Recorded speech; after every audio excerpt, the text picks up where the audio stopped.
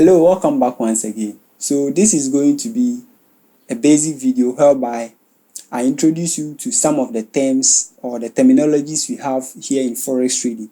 Either you are a beginner trader or do not know anything about forex trading at all. So I'm going to introduce you to some of the terminologies that you will hear when you are beginning your forex trading journey. So without wasting much time, let's get right into it. So the first thing we have buy. Most of the times you hear buy, like these people are buying this, these people are buying this.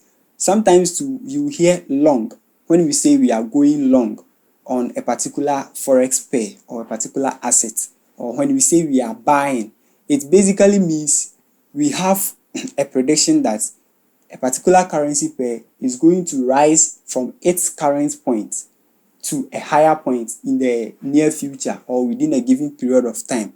So we are going to place a trade with hopes or with prediction that that currency pair or that asset is going to rise in value within a given period of time, which we then come up with the term we are buying or we are going long on that currency pair or that asset. So that's what buy basically means. The second thing you hear is sell.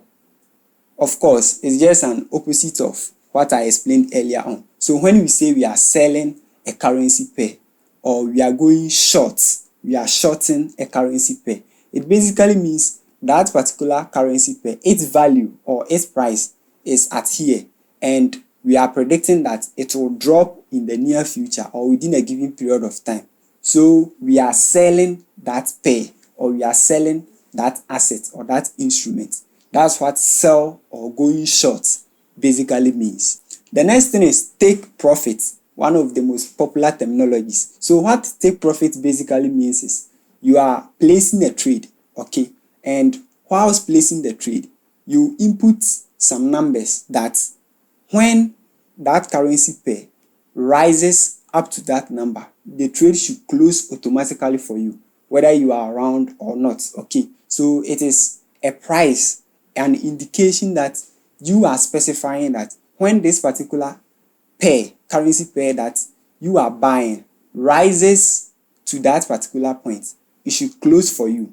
Or let's say you are in a short, you are selling a currency pair, okay? So you indicate a specific price below that price point that you are selling from, that when the market drops up to this particular price or specific point, it should close for you. That's what take profit basically means. The next thing we have is stop loss.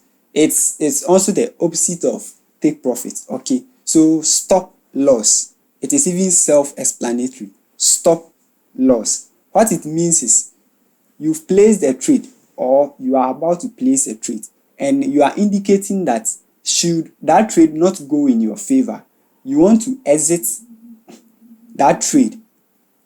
Let's say you encounter a loss, so you want to exit that particular trade at a specific price point. So you are instructing the broker that you are using to trade to get you out of that trade. You consider that as a loss at this particular price point. So you are going to calculate how much you are willing to risk and how much you are willing to get as a reward. In this case, the reward will be the take profit and the risk will be the stop loss. So when the market reverses not in your favor, when it gets to that point, it should take you out, and you use stop loss in order not to get your capital depleted or encounter potential huge losses when trading. The next thing we have is lot size, okay? So any trade that as a potential trader you place, it needs to have a size, okay? So this is an indicator. This is something that measures the size of a trade you open, and it determines how much you will get as a reward or you are willing to risk as a loss, okay? So what lot size basically means is it is a tool that lets you input a figure, okay, and it allows you to open units of a currency pair that you are going to place a trade on. Okay, so let's say when you input, we have the standard lot, which is the full lot size. Then we have the mini lot. Then we have the micro lot. Okay, so you a beginner trader that opens a trade on the micro or mini lot, your potential rewards and losses or risk is lower than someone that is using the standard lot size. Okay, same way, the units or the sizes of the trade that you open differs. Because your lot size is low, the size of your trade will be lower. Because someone is using the standard or the full lot, his or her trade size will be bigger.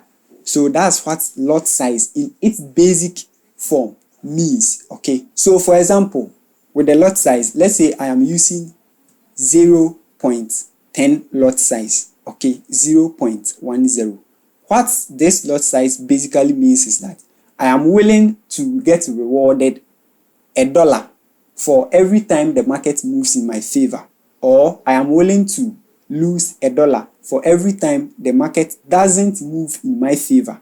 So let's say I place a trade and my reward is 70 movements away from the current market price points. That means when the market rises to that take profit, just as I explained earlier on, I am willing to earn $70 from that particular trade.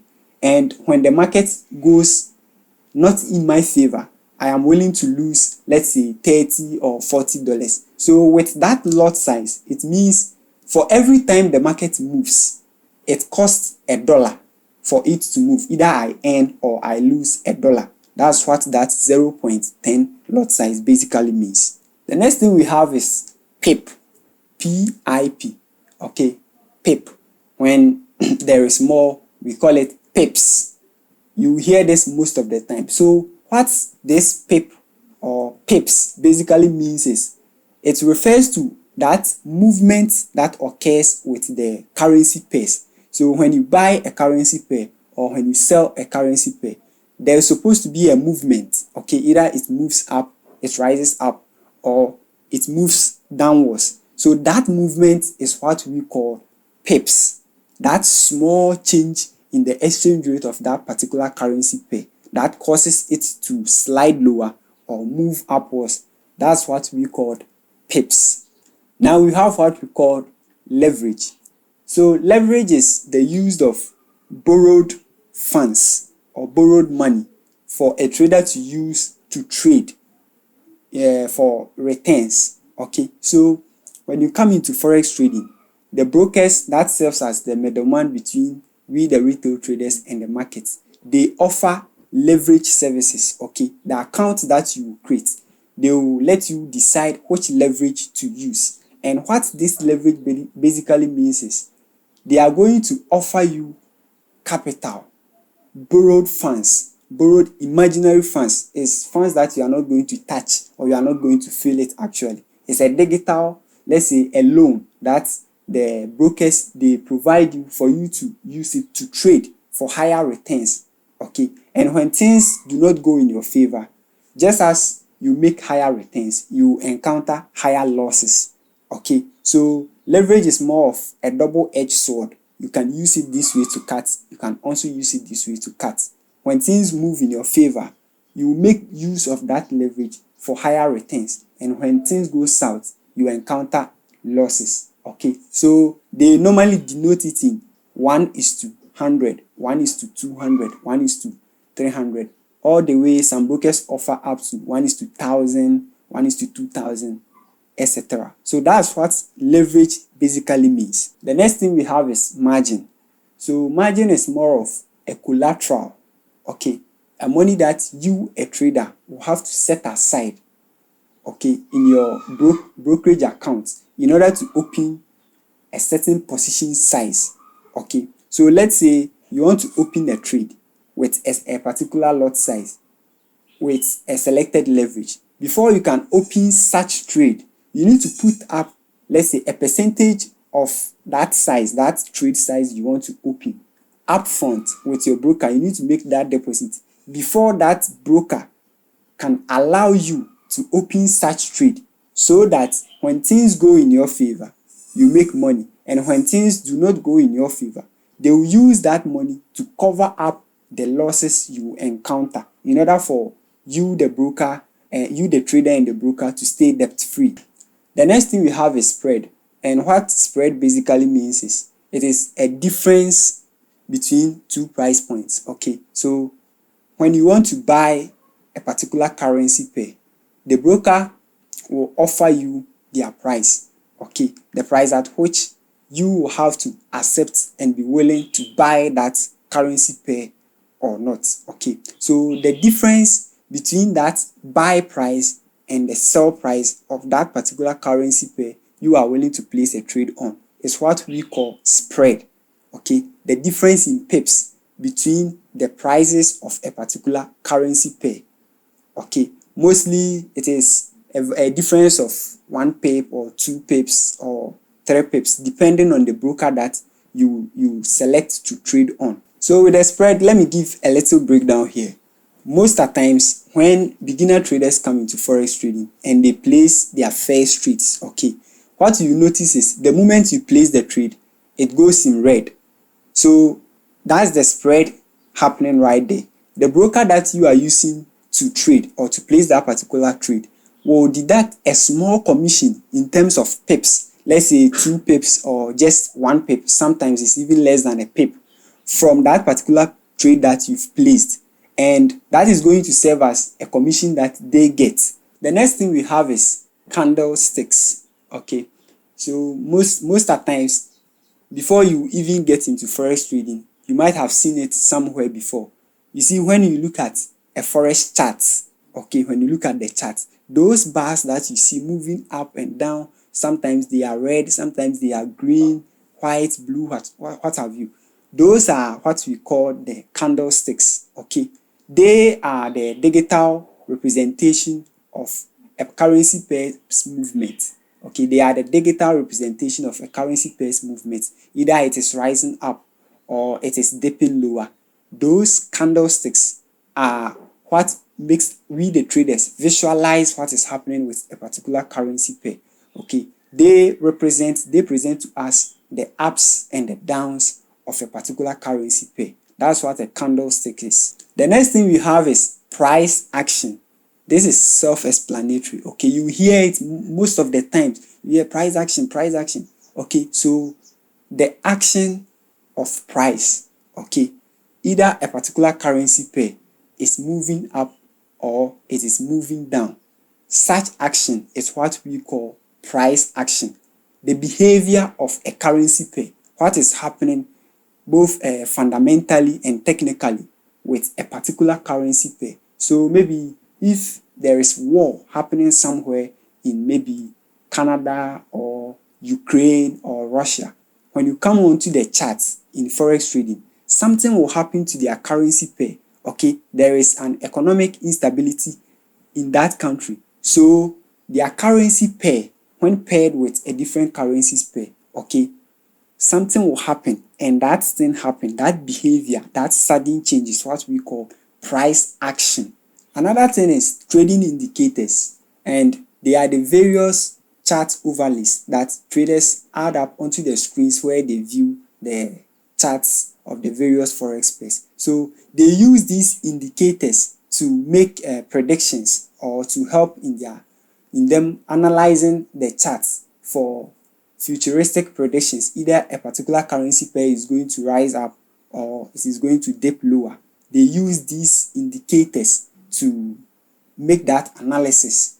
Okay, so the most popular indicators out there that you hear most often is the RSI, the MACD, MACD, the EMA, and there are several indicators out there, but these are the most common ones you hear. So before you can place a trade, or before you place a trade, you have to analyze the markets, you have to analyze the charts, and in the process of doing so, the use of your laptop or your phones, some lines on screens, we tend to call that in technical analysis, and mostly use a website called TradingView to view the charts in order to make such analysis. So technical analysis is a terminology that you hear most often, and it simply involves a trader that is accessing the charts of the various currency pairs to make an analysis and therefore make an informed decisions to place a trade on a currency pair, Either he is going to buy or she is going to sell, whatever direction that a currency pair has, the probability of going towards. So that is technical analysis, just analyzing the charts, drawing your support, resistance, like some lines coming together to form a decision that you are going to buy a pair or you are going to sell a pair on your screens. That's technical analysis. And lastly, we have fundamental analysis. So just as we have the technical analysis, now fundamental analysis.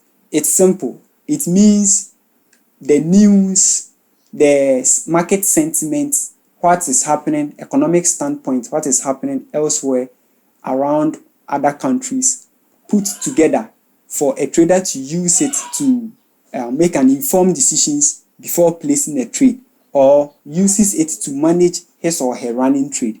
Okay, let's say you have a running position, you have a trade running, and all of a sudden there is a news release that the president of the United States is coming to deliver a speech. That is going to cause some price whipsaws. That is going to cause some movement on the market. So fundamental analysis, you have to analyze and know what is up next before you open that trade. The probability of a fundamental news coming to cause a change on the market. So fundamental analysis, a trader looking up to news sources for potential news in the near future or the following day before placing a trade, and those news, its potential impacts, deriving that impact and using it to place the trade. So fundamental plays a huge role in the price movements of the various forex charts, and these are some of the websites that you can go and check the various news releases or the fundamentals we have ahead of time. So we have Forex Factory. You can check the various fundamental news releases or updates on Forex Factory. You can also check it out on Reuters, and you can check it on FX Book, my FX Book. So these websites, when you visit them, they will list the various fundamental news releases that we have. And with the high impact fundamental news, we have something like NFP. You will hear it most of the time. NFP. It stands for non-farm payrolls, and it is one of the high impact new releases that the US government releases on monthly basis. So that was it for this video. We went over some of the popular or commonly used forex trading terminologies that you will encounter when you first come into forex trading or in your journey of becoming a forex trader, and what they basically means. Thank you very much for watching up to this far, and if you happen to have any question at all on any of the terminologies that I just explained, feel free to ask me under the comment section and I'll elaborate more on that for you. Subscribe and share this video to a friend or family, and stay tuned for the next one. Thank you.